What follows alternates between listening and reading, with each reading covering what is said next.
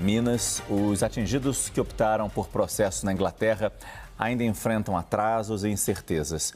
No Brasil, as indenizações avançam. Um acordo histórico entre o governo e as mineradoras prevê o pagamento de 170 bilhões de reais em indenizações e reparações aos danos causados pela tragédia. Quem explica é a repórter Adriana De Luca.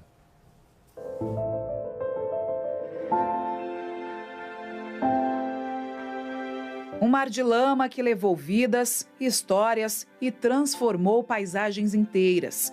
O rompimento da barragem do Fundão, em Mariana, em Minas Gerais, marcou para sempre o Brasil como o maior desastre ambiental da nossa história.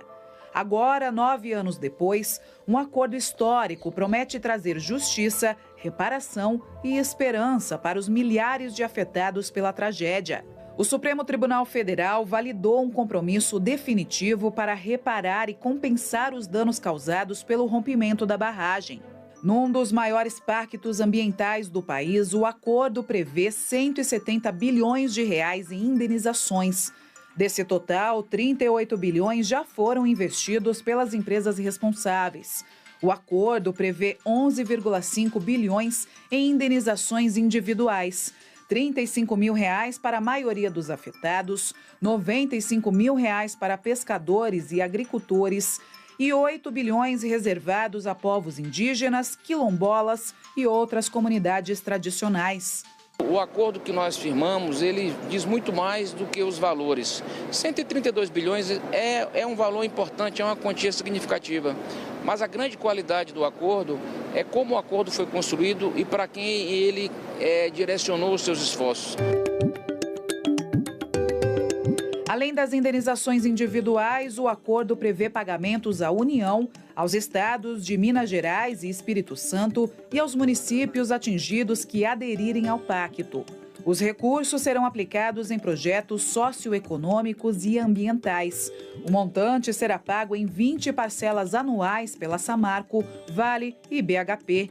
A primeira parcela do pagamento foi paga 30 dias após a homologação do acordo, mas algumas prefeituras não receberam os valores. Isso ocorre por causa de uma ação coletiva na Justiça de Londres que ainda está em curso.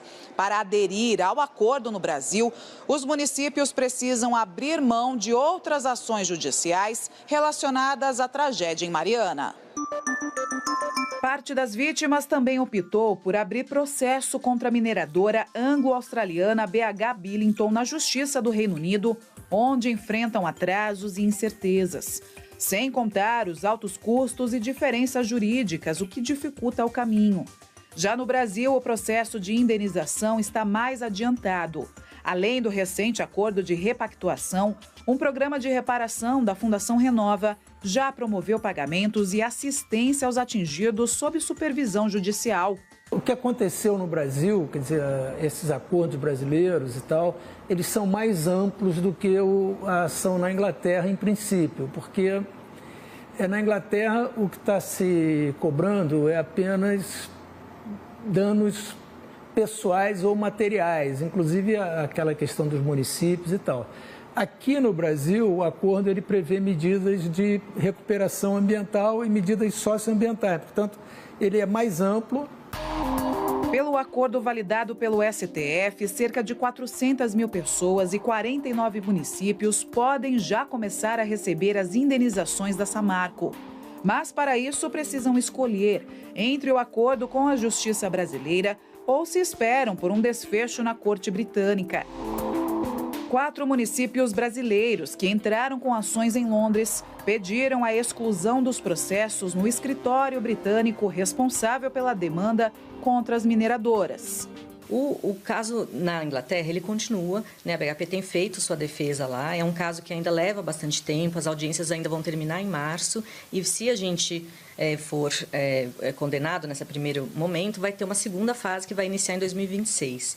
Então, não tem nenhum pagamento previsto via Corte Britânica antes de 2028. Por isso que a gente continua dizendo que a jurisdição brasileira é a correta e a mais célere para as pessoas buscarem as suas compensações que ainda eventualmente estejam pendentes.